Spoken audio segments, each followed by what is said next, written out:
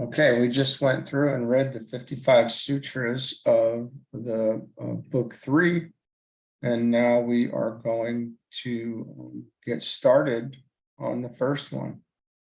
So, the Yoga Sutras of Patanjali, book 3, Union Achieved and Its Results, commentated by Alice Bailey and Master Wakul, and this is going to be pretty great stuff, I expect. All right, so Sutra 1, Book 3, concentration is the fixing of the chitta, or mind stuff, upon a particular object. This is dharana. We have now reached a part of the Yoga Sutras which deals specifically with mind control and with the effect of that control. The first 15 sutras are given to the control of the mind and how it is to be attained, and the remaining 40 sutras concern the results which take place after this control has been gained. 24 results are enumerated, and these are all along the line of expansions of consciousness and the demonstration of psychic faculties, both lower and higher. The first step towards this unfoldment is concentration, or the ability to hold the mind steadily and unwaveringly upon that which the aspirant chooses. This first step is one of the most difficult stages in the meditation process and involves constant, unremitting ability to keep bringing the mind back to that object upon which the aspirant has chosen to concentrate. The stages in concentration are themselves well marked and can be stated as follows. 1, the choice of some object upon which to concentrate. 2, the withdrawing of the mind consciousness from the periphery of the body so that the avenues of outer perception and contact are stilled. The perception and contact of 5 senses are stilled, and the consciousness is no longer outgoing. 3, the centering of the consciousness and its steadying within the head at a point midway between the eyebrows, which is discussed quite often.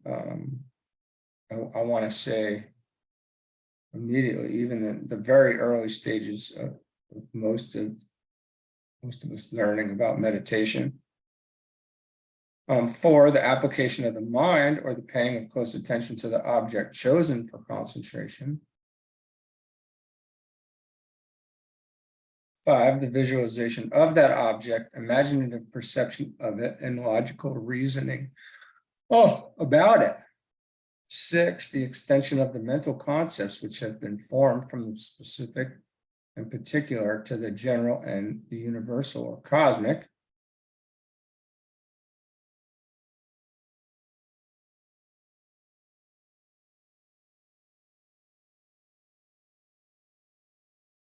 'So it's like a process of, deducing, or deduction, I guess you could say, or, probably induction and deduction, but an attempt to arrive at that which lies back of the form considered, or to reach the idea which is responsible for the form. This process gradually steps up to consciousness and enables the aspirant to arrive at the life side of manifestation instead of the form side. He begins, however, with the form or object. Objects upon which to concentrate are of 4 kinds. So we start to think in terms of energy is another way that DK has put it in some of the other books. I want to say objects upon which to concentrate are of 4 kinds. External objects, such as images of the deity, pictures or forms in nature. Internal objects, such as the centers in the etheric body. 3 qualities, such as the various virtues, with the intent to awaken desire for these virtues, and thus to build them into the content of the personal life. And I believe that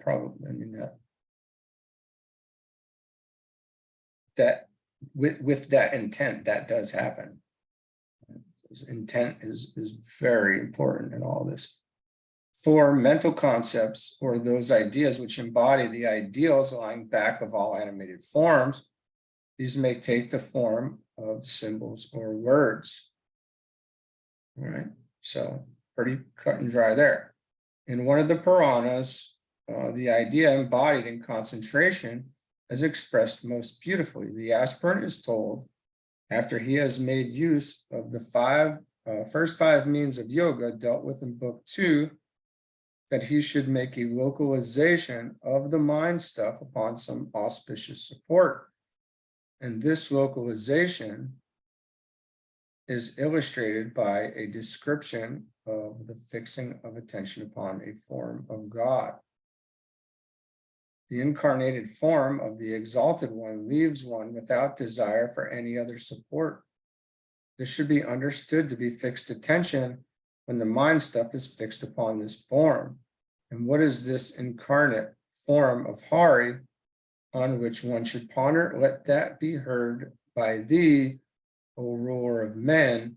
Fixed attention is not possible without something on which to fix it. Then follows a description of the incarnated form of the exalted one, concluding with these words. Upon him let the yogin ponder, and lost in him concentrate his own mind until, O king, the fixed attention becomes firmly fixed upon him only.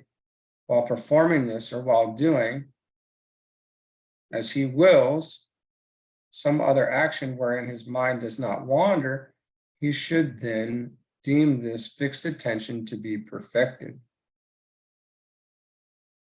It is the realization of the necessity for objects and concentration that originated the demand for images, sacred sculptures, and pictures.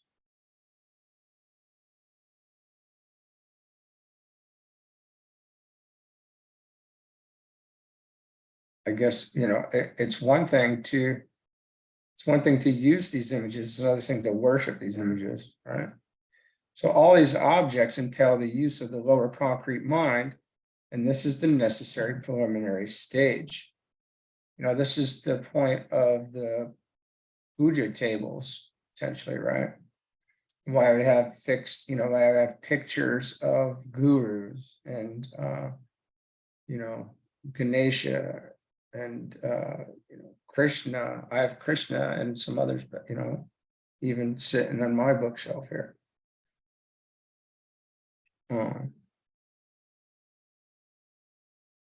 Actually, I have quite a few. You can't even see that's Christ and Buddha and Isis and some others back there.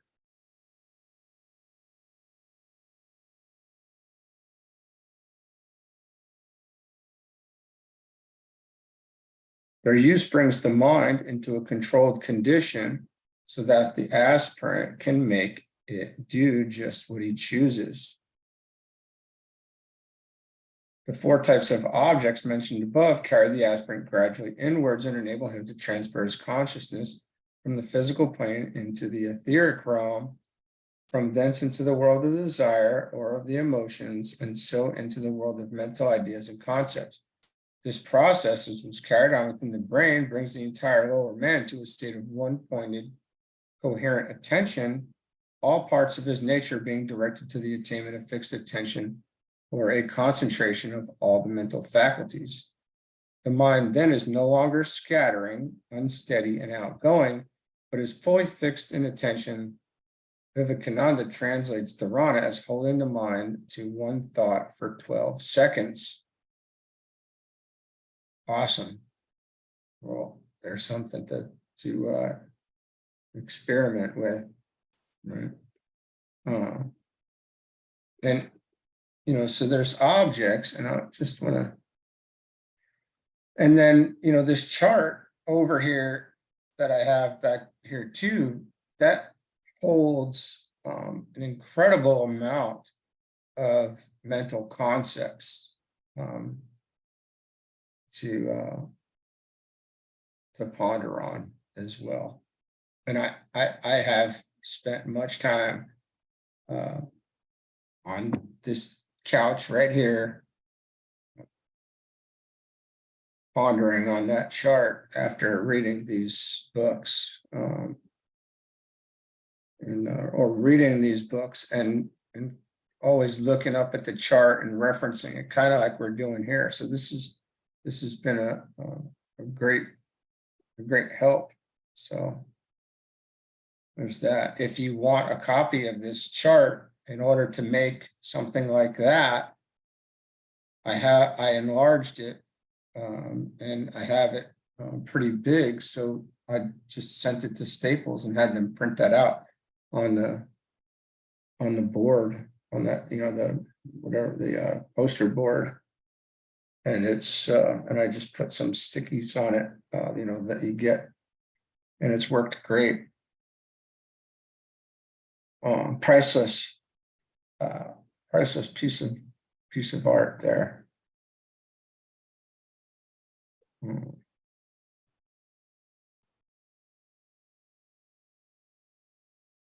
So then follows a description of the incarnated form of the Exalted One, concluding these words.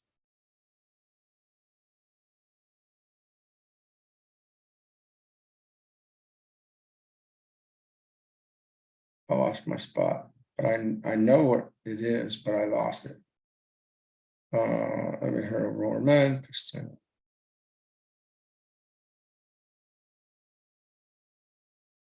Why don't we just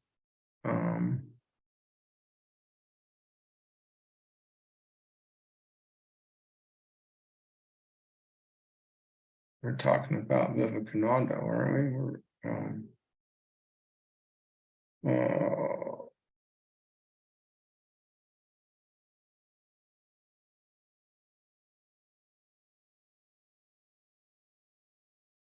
We're talking about the 12 seconds, right?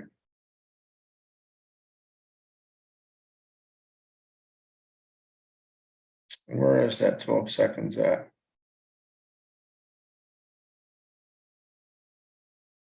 Oh, 12 seconds. True concentration is being achieved. Well, I think I just had to focus on that for 12 seconds. So that's probably good. I'm just kidding. This clear one-pointed still perception of an object without any other object or thought entering into one's consciousness is most difficult of achievement, and when it can be done for the space of 12 seconds, true concentration is being achieved. That's great. And then,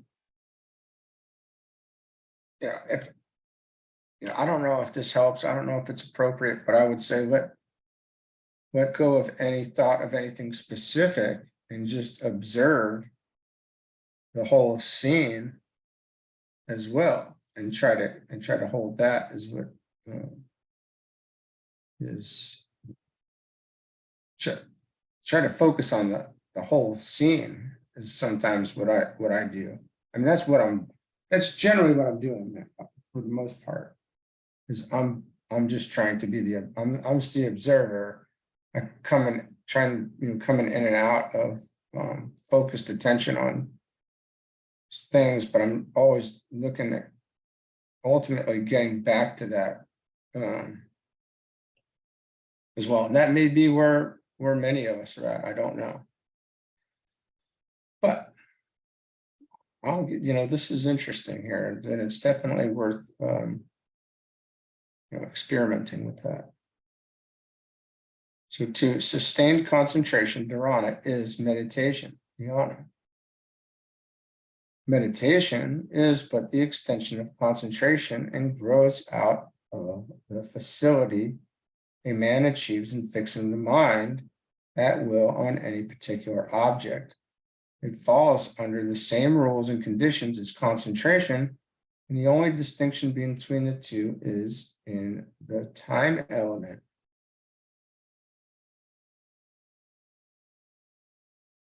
Having achieved the capacity to focus the mind steadily upon an object, the next step is developing the power to hold the mind stuff or chitta unwaveringly occupied with that object or thought for a prolonged period. The Purana quoted above continues, an uninterrupted succession of presented ideas, single in intent upon his form, without desire for anything else, that, O king, is contemplation.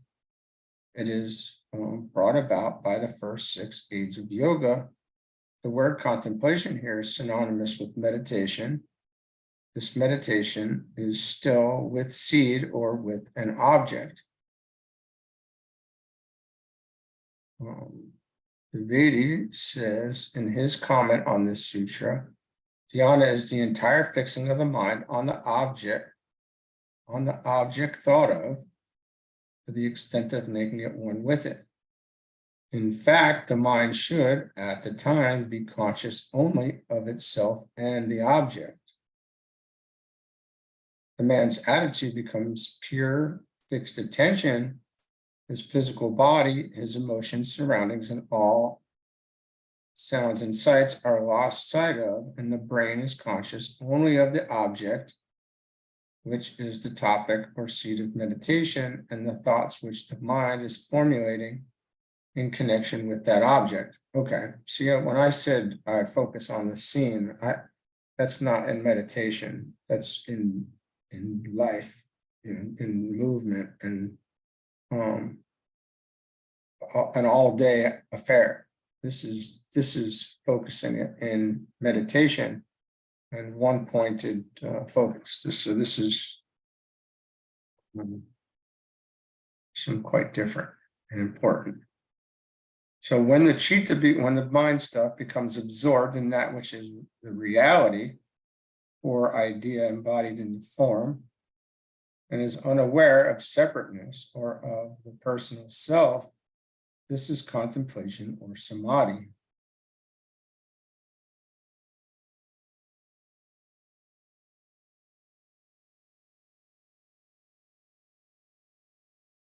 The simplest way in which to comprehend the sutra is to realize that every form or object is a manifested life of some kind or other. In the early stages of the meditation process, the student becomes aware of the nature of the form and of his relation to it. The 2 states in which he is conscious of himself and of the object of his meditation are entirely mental conditions. They exist within his mind. See, this is the kind of stuff here that will get you, that'll make changes quickly. The 2 states in which he is conscious of himself and of the object of his meditation are entirely mental conditions. They exist within his mind. We need to ponder on these things as well. This is very profound.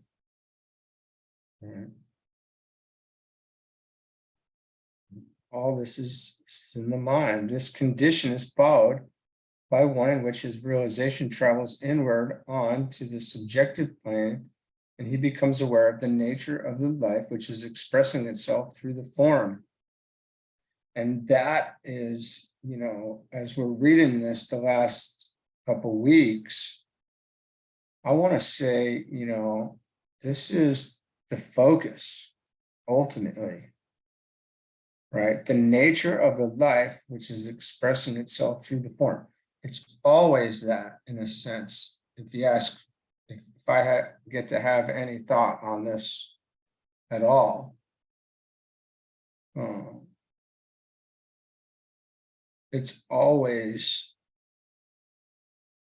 thinking about the nature of the life, the energy expressing itself, and how the interplay of these things and the results, the effects.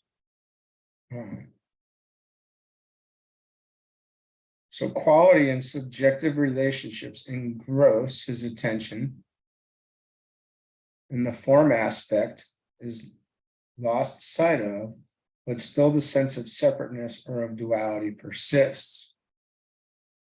He is still aware of himself and of that which is the not self.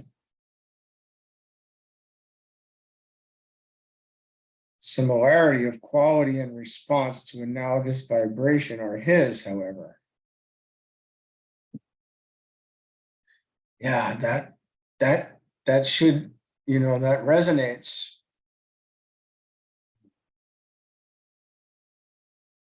I can feel that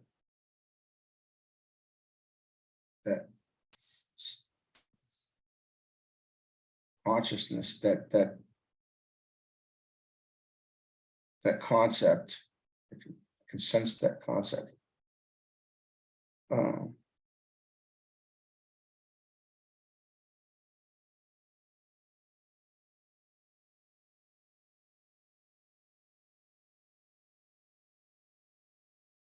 In the two stages of dharana and dhyana, of concentration and of meditation, the mind is the important factor and is the producer in the brain. Is the producer in the brain. So is the producer of the movie, I guess. A great Hindu teacher, I don't know, expresses this idea in the following words. The soul has the means. Thinking is the means. It is inanimate. When thinking has completed its task of release, it has done what it had to do and ceases.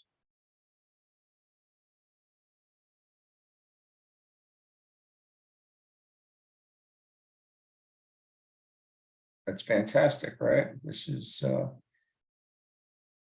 it's a very good thing, and that may sound traumatic, and that experience may be traumatic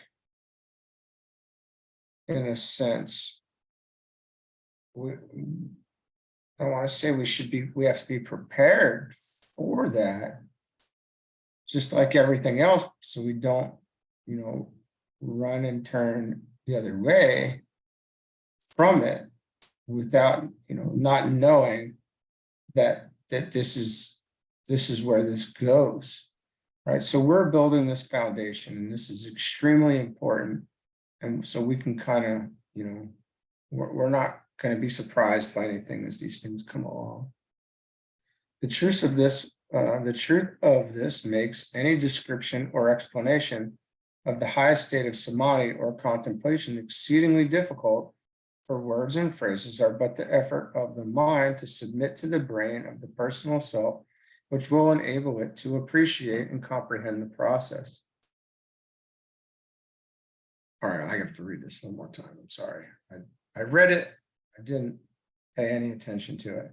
The truth of this makes any description or explanation of the high state of samadhi or contemplation exceedingly difficult,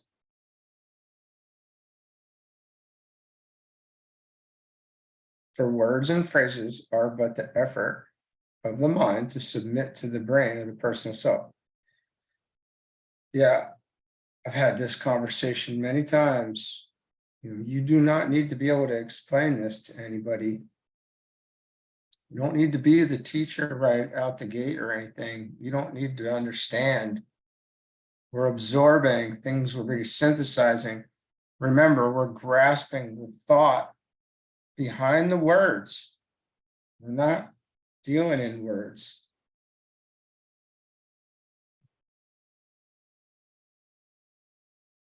In contemplation, the yogi loses sight of, one, his brain consciousness or the physical plane apprehensions as to time and space.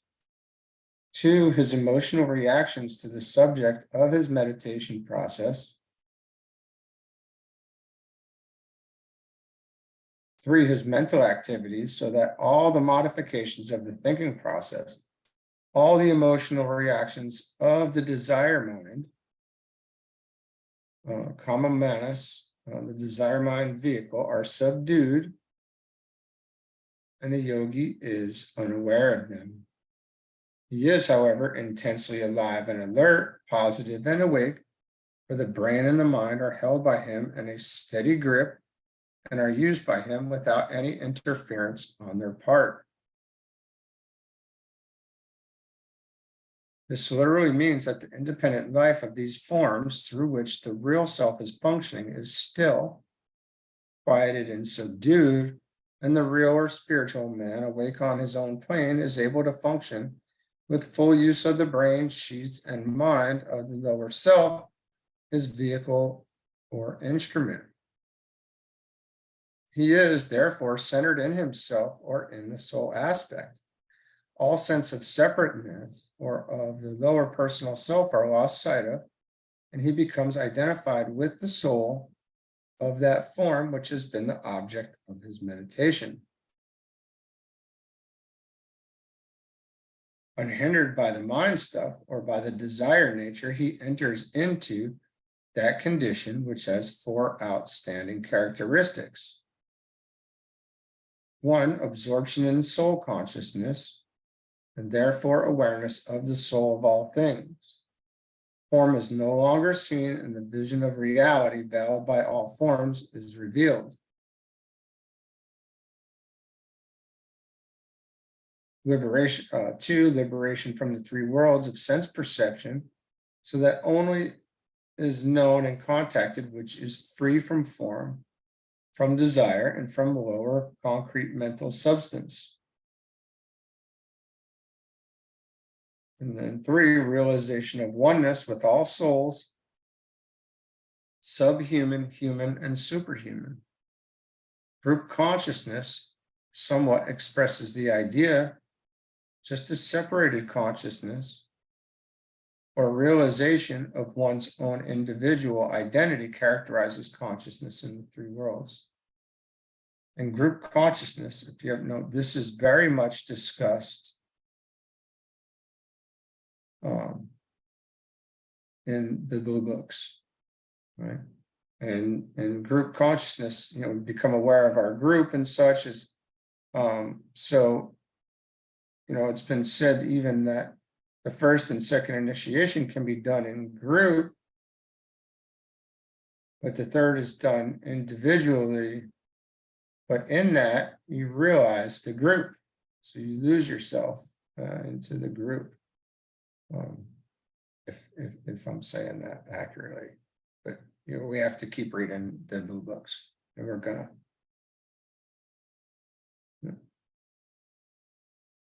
And then 4, illumination or perception of the light aspect of manifestation.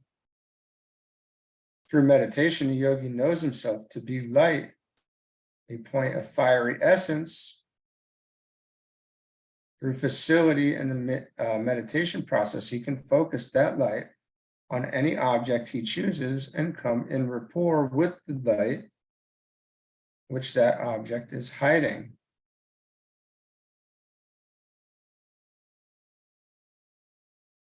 That light is then known to be one in essence with his own light center, and comprehension, communication, and identification then become possible. And in that light, we shall see light. And what did Jesus say? I'm the light of the world. So, all right, well, we did 3 sutras today. That's heavy stuff.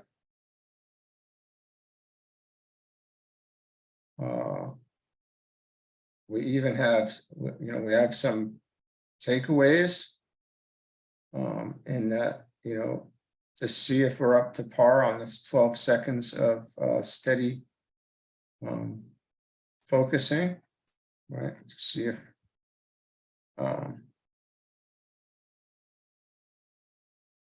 our dharana is up to speed in holding the mind to one thought for 12 seconds, and it's one point it is. And we're going to let these things synthesize, and we'll get back at it again tomorrow. All right. Have a good one. We'll see you soon.